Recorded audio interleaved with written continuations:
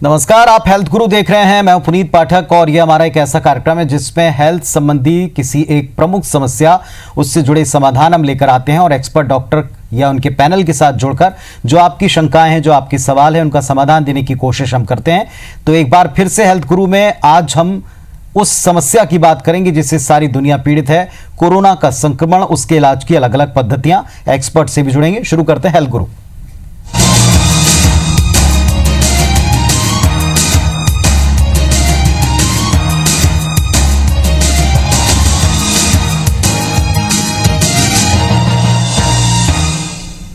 तो कोरोना संक्रमण से सारी दुनिया, सारा विश्व पीड़ित है, परेशान है, चिंतित है। कब लॉकडाउन खत्म होगा, कब इस बीमारी से, संक्रमण से निजात मिलेगी, बड़ा प्रश्न है। लेकिन इन सब के बीच शंकाओं का समाधान देने के लिए हेल्थ गुरु में आज हमारे साथ जुड़ रहे हैं संजीवनी कैंसर हॉस्पिटल रायपुर के डायरेक्टर डॉक्टर यूसुफ मेनन साहब और हेमेटो ऑन्कोलॉजिस्ट डॉक्टर विकास गोयल साहब। आप दोनों का इस चर्चा में, इस मंच पर बहुत स्वागत है। डॉक्टर साहब नमस्कार आपको। शुरुआत करेंगे हम डॉक्टर साहब से बातचीत करने की। सबसे पहले डॉक्टर यूसुफ मेमन जी, आप ही से मेरा सवाल है, जो इस समय कोरोना को लेकर स्थिति है, सभी चिंतित हैं और सबसे ज्यादा इस वक्त अगर स्ट्रेस में कोई है तो डॉक्टर्स हैं, जो इस बीमारी का इलाज खोज रहे हैं, संक्रमण से जो जूझने वाले लोगों इनका इलाज कर रहे हैं। क्या स्थिति है, कैसे इससे लोग कॉमनली बच सकते हैं, बताएं।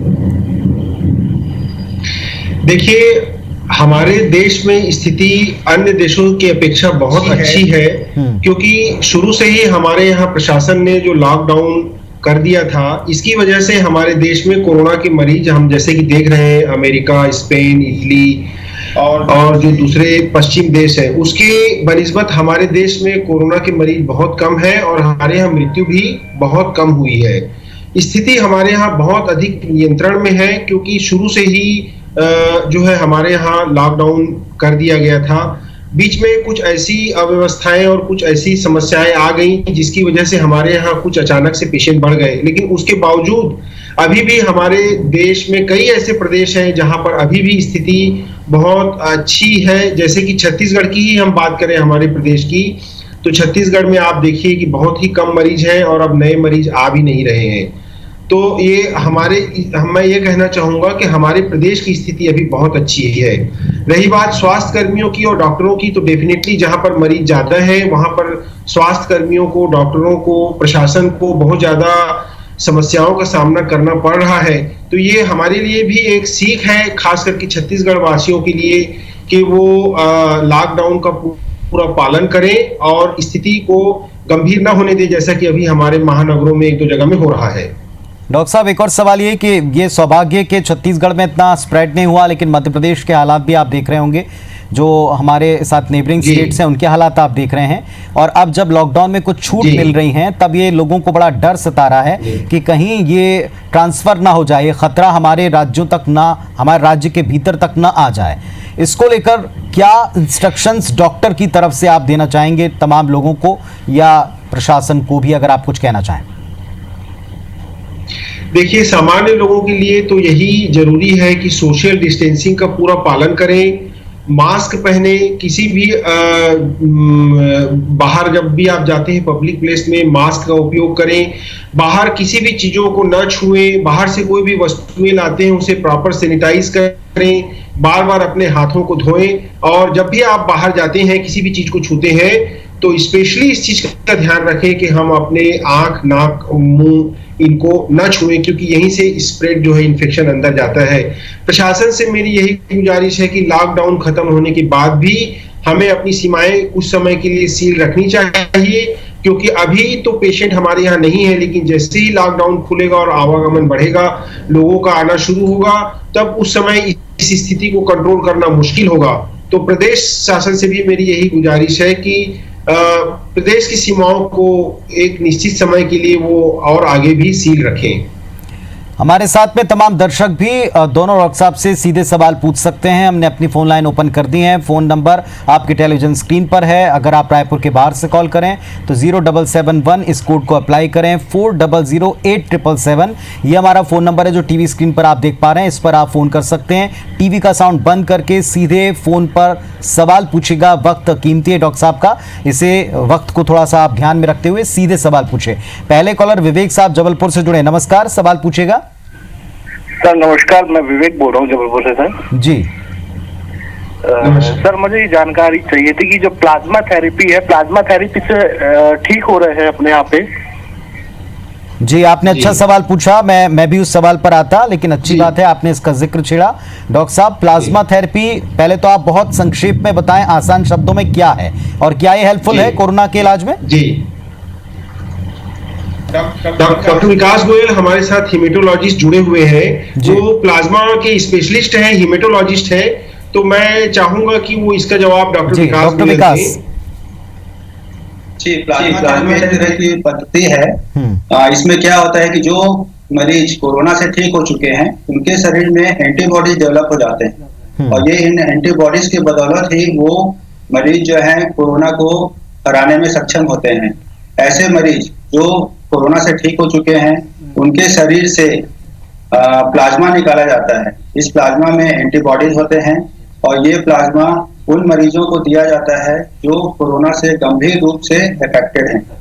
प्लाज्मा में मौजूद जो एंटीबॉडी होते हैं वो मरीज के शरीर में जाते हैं और कोरोना वायरस पे अटैक करते हैं, और ऐसे में मरीज के ठीक होने की संभावना काफी बढ़ जाती है। एक मरीज जो है उसका जो रिपोर्ट है वो 2 बार नेगेटिव होना चाहिए। अगर कोई प्लाज्मा डोनेट कर रहा है 14 दिन के अंतराल में उसका कोरोना का रिपोर्ट 2 बार नेगेटिव होना चाहिए। ऐसे मरीज से प्लाज्मा लिया जा सकता है और इन प्लाज्मा से हम मरीज को ठीक कर सकते हैं। डॉक्टर साहब गोयल साहब, क्या ऐसा कोई नुकसान तो नहीं है, क्योंकि ये एक नए तरीके की बात है जो लोगों को पता चल रही है, पहले भी यूज होती रही होगी और कुछ स्टेट ने तो इसका इस्तेमाल करना शुरू कर दिया। दिल्ली में सुन रहे हैं कि इसका इस्तेमाल हो रहा है, स्टेट में मध्य प्रदेश में हो रहा है, कुछ अन्य राज्य इसकी तरफ बढ़ रहे हैं। क्या कोई इसके नुकसान है, साइड इफेक्ट्स हैं? जी, ये जो प्लाज्मा थेरेपी है पहले भी किन्हीं बीमारियों में इस्तेमाल की जा चुकी है, जैसे कि इबोला वायरस का जो पैंडेमिक हुआ था उसमें इस्तेमाल हुआ था। इसके अलावा फ्लू नामक जो बीमारी समय समय पर होती रहती है उसमें इसका सफलतापूर्वक इस्तेमाल हो चुका है। चूंकि यह एक ब्लड प्रोडक्ट है, यह किसी मनुष्य के शरीर से निकाला हुआ प्रोडक्ट है, तो इसमें कुछ साइड इफेक्ट होने के रिस्क रहते हैं, जैसे कि किसी को रिएक्शन हो सकता है। जैसे हम किसी मरीज को ब्लड चढ़ाते हैं उसमें किसी को रिएक्शन हो सकता है, उसी तरह प्लाज्मा चढ़ाने में भी किसी को रिएक्शन हो सकता है, जैसे कि बुखार आना, शरीर में लाल निशान आना, खुजली होना, ये सब साइड इफेक्ट्स हो सकते हैं।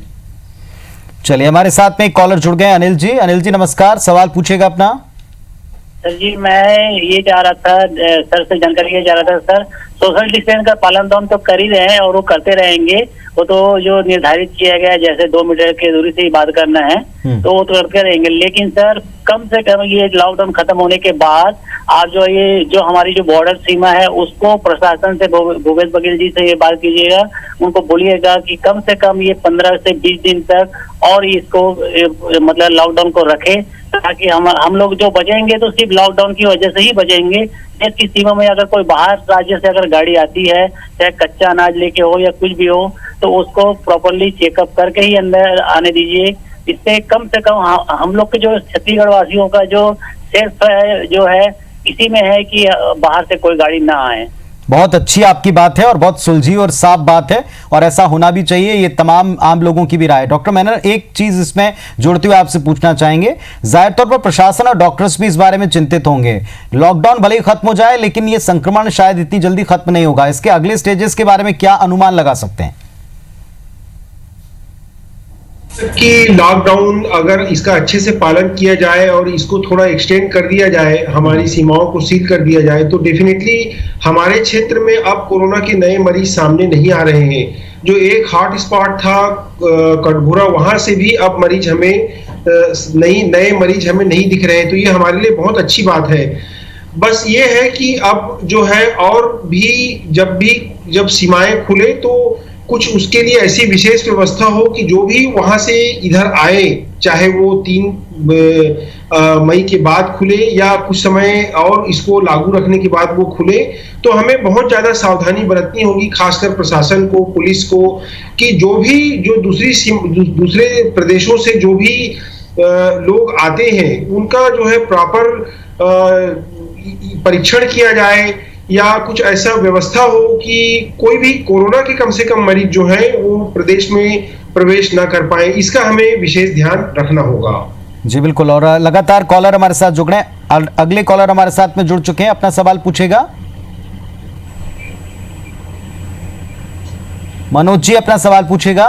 हेलो, हाँ सर जी, मेरे फादर की 88 साल है, उनको सर्दी बनी रहती है सर जी। तो उनको ऐसे कोई कोरोना की लक्षण तो नहीं हो सकते क्या कि टेस्ट कराना उनका हमेशा ही? देखिए, कोरोना के लक्षण है कि अगर आपको सूखी खांसी आ रही है, सर्दी हो रहा हो, बुखार हो रहा हो, और आपकी ट्रेवल की हिस्ट्री हो, किसी कोरोना से संक्रमित मरीज या संदिग्ध व्यक्ति से आपका संपर्क हुआ हो, तो ये कोरोना हो सकता है। अगर इस तरह के लक्षण नहीं है तो नॉर्मल फ्लू जो है 90% केसेस में वो नॉर्मल फ्लू ही होते हैं। उसका आप इलाज कराइए, घर में इलाज करिए, अपने डॉक्टर से, फैमिली डॉक्टर से ऑनलाइन सलाह लीजिए और उसका ट्रीटमेंट कराइए। अगर वो ठीक नहीं होता तो एहतियातन आप जरूर जांच अगर करा सकते हैं तो कराना चाहिए। चलिए डॉक्टर साहब, मेरा डॉक्टर गोयल से एक सवाल था। ये अभी इन दिनों हम देख रहे हैं कि पहले सिम्टम्स दिखते थे, जैसे मेमन साहब भी बता रहे थे, लेकिन अब कुछ मरीज ऐसे दिख रहे हैं जिनमें सिम्टम नहीं है या कुछ अलग तरह के सिम्टम है। ये इसके बारे में थोड़ी जानकारी दीजिएगा। जी, कोरोना का जो इन्फेक्शन है वो शुरुआती दौर में ऐसा भी हो सकता है कि मरीज को उसके लक्षण ना आए, इसको हम लोग इंक्यूबेशन पीरियड कहते हैं। और ये लक्षण नहीं आने की वजह से ये भी हो सकता है कि वो पकड़ में ना आए, वो दूसरे लोगों को इन्फेक्ट कर सकते हैं। ये इसका नेचुरल हिस्ट्री है, और इसमें अगर हमको डाउट बहुत ज्यादा है कि इसको कोरोना हो सकता है, भले ही इसको लक्षण नहीं आ रहे हैं क्योंकि ये किसी कोरोना व्यक्ति के संपर्क में आया है या ऐसी जगह से आया है जहाँ पे कोरोना का संक्रमण बहुत ज्यादा है, तो या तो उनको क्वारंटाइन करना चाहिए, 14 दिन के लिए रखना चाहिए, या फिर अगर संदेह बहुत ज्यादा है तो उनका कोरोना टेस्ट भी किया जा सकता है। अगर किसी व्यक्ति को जिसमें हम संदेह कर रहे हैं कि कोरोना हो सकता है, तो यूजुअली उसके लक्षण जो हैं 14 दिन के अंदर आ ही जाते हैं। इसीलिए ये 14 दिन का टाइम जो है फिक्स किया हुआ है। अगर 14 दिन के बाद लक्षण नहीं आते हैं तो, और संदेह हमको नहीं रहता है कि कोरोना नहीं भी हो सकता है, तो उनको बिना टेस्ट किए भी छोड़ा जा सकता है। चलिए नेक्स्ट कॉलर अमिता जी बिलासपुर से जुड़ गए हैं। नमस्कार अमिता जी, सवाल पूछे। सर मैं पूछना चाहती हूँ, अपने पति के बारे में पूछना चाहती हूँ। मतलब उनके गले में ट्रांसी हमेशा रहता है, ठंडी दिन में और ज्यादा बढ़ जाता है। कई प्रकार की दवाई भी ले चुके हैं पर कोई आराम नहीं हुआ है। जी, तो ये सिंपल टॉन्सिल के लक्षण इस तरह के होते हैं, क्रॉनिक टॉन्सिलाइटिस हो सकते हैं। अच्छे नाक कान गले वाले डॉक्टर को दिखाइए। चूंकि बिलासपुर में तो अभी कोरोना के कोई पेशेंट नहीं है, तो अगर उनकी कोई ट्रेवल हिस्ट्री नहीं है तो इसकी संभावना कम लगती है। आप निश्चिंत रहिए और किसी अच्छे ईएनटी डॉक्टर से ऑनलाइन कंसल्टेशन कीजिए। चलिए हमारे साथ में दोनों डॉक्टर साहब से आप लगातार सवाल पूछ सकते हैं और सीधे सवाल आप पूछ रहे हैं। डॉक्टर गोयल, एक इंपॉर्टेंट सवाल ये कि क्या किन्हीं मरीज जिनको पहले से कोई रोग रहे हैं उनको कहीं ज्यादा खतरा है? क्या उनको बचना चाहिए? क्या उनको आने वाले वक्त में जब भले ही लॉकडाउन खुल जाए तब भी एहतियात रखनी पड़ेगी? जी हाँ, जैसे कि हम पूरे दुनिया में देख रहे हैं, कोरोना से संक्रमित व्यक्ति में डेथ रेट उनकी ज्यादा है जिनकी या तो एज बहुत ज्यादा है, जिनकी एज 60 ईयर से ज्यादा है, या जिनको पहले से किसी क्रोनिक बीमारी जैसे कि हाइपरटेंशन हो गया, डायबिटीज हो गया, ट्यूबरक्लोसिस हो गया, ऐसे रोगियों को कोरोना वायरस से सीरियस होने के रिस्क ज्यादा रहते हैं और डेथ होने की संभावना भी ज्यादा रहती है। ऐसे लोग को सावधानी ज्यादा रखना चाहिए, स्पेशली जो घर के बुजुर्ग हैं उनको ज्यादा सावधान रखना चाहिए। और जिनको ये बीमारियां हैं, टीबी है, कैंसर है या डायबिटीज है, इनको चूंकि बीमारी का सीवियरिटी होने का ज्यादा चांस रहता है, ऐसे लोग को एक्स्ट्रा प्रिकॉशन रखना चाहिए। डॉक्टर मेमन, हमारे अस्पताल पहले से तैयार हो गए, हमको पहले से निर्देश मिल गए, हमने पहले तैयारी की थी, इस वजह से बेटर स्थितियां रहेंगी, लेकिन आने वाले वक्त भी आसान नहीं रहने वाला है। लॉकडाउन खुलेगा, लोग सामान्य जिंदगी की तरफ जाएंगे, हो सकता है कुछ थोड़ी मोड़ी लापरवाहियां हो, लेकिन ऐसे समय में डॉक्टर्स की क्या क्लियर इंस्ट्रक्शन होंगी अगले स्टेजेस को लेकर?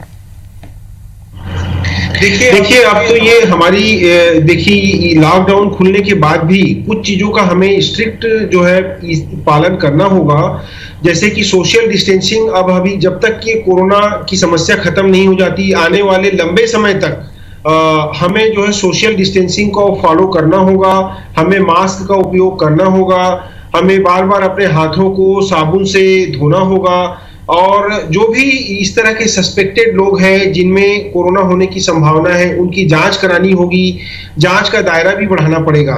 तो अब ये एक तरह से हमें ये समझिए कि आने वाला समय जो है बहुत लंबे समय तक के कहा नहीं जा सकता, लेकिन एक लंबे समय तक के हमें इन सभी चीजों का पालन करना होगा। डॉक्टर साहब, एक और अंतिम सवाल। इम्यूनिटी बूस्ट करना बहुत जरूरी है नॉर्मल कोर्स में भी, लेकिन अब तो इम्यूनिटी के ऊपर बहुत ध्यान सारी दुनिया में और भारत में भी दिया जा रहा है। इम्यूनिटी बूस्ट करने के लिए अलग अलग पद्धतियों के इस्तेमाल की चर्चा भी है, जिसमें हमारे यहाँ भी जितनी थेरेपीज है उन सबको भी इस्तेमाल किया जा रहा है। आप कोई थेरेपी इस्तेमाल करने की सलाह देंगे इस वक्त? देखिए, इम्यूनिटी बढ़ाने के लिए सबसे अच्छा ये है कि हम ताजा और पौष्टिक भोजन करें, रेगुलर एक्सरसाइज करें, खास करके योगा और प्राणायाम जो है इसका बहुत ही ज्यादा महत्व है, जो कि अब पूरा विश्व जो है इस चीज को समझ रहा है। तो योगा और प्राणायाम जो है उसको रेगुलर करते रहें, और जो नहीं करते हैं वो शुरू करें, और पूरी नींद लें अपनी। 8 घंटे 9 घंटे की जो हमें नींद लेनी चाहिए, रात में 11-12 बजे सो जाना चाहिए, सुबह 7-8 बजे उठ जाना चाहिए, मॉर्निंग इवनिंग वॉक करना चाहिए, रेगुलर एक्सरसाइज करना चाहिए। इन सब चीजों को हमें अब ध्यान में रखना पड़ेगा। थैंक यू सो मच आप दोनों का हमारे साथ में जुड़ने के लिए और इतने लोगों की शंकाओं का समाधान देने के लिए बहुत धन्यवाद डॉक्टर साहब आपका। तो आपने दोनों डॉक्टर से ये बात अच्छी तरह समझ ली कि अभी आने वाला वक्त इतना आसान नहीं रहने वाला। सोशल डिस्टेंसिंग, मास्क, सैनिटाइजेशन और अपने आप को स्वच्छ रखने का, अपनी इम्यूनिटी को बढ़ाने का ख्याल हमको लंबे वक्त तक रखना पड़ेगा। और ऐसे में हेल्थ गुरु लगातार आपको एक्सपर्ट के साथ में जोड़ता रहेगा। फिलहाल इतना ही। खबरों अपडेट्स के लिए आप देखते रहिए IBC 24। घरों पर रहिए, सेफ रहिए। नमस्कार।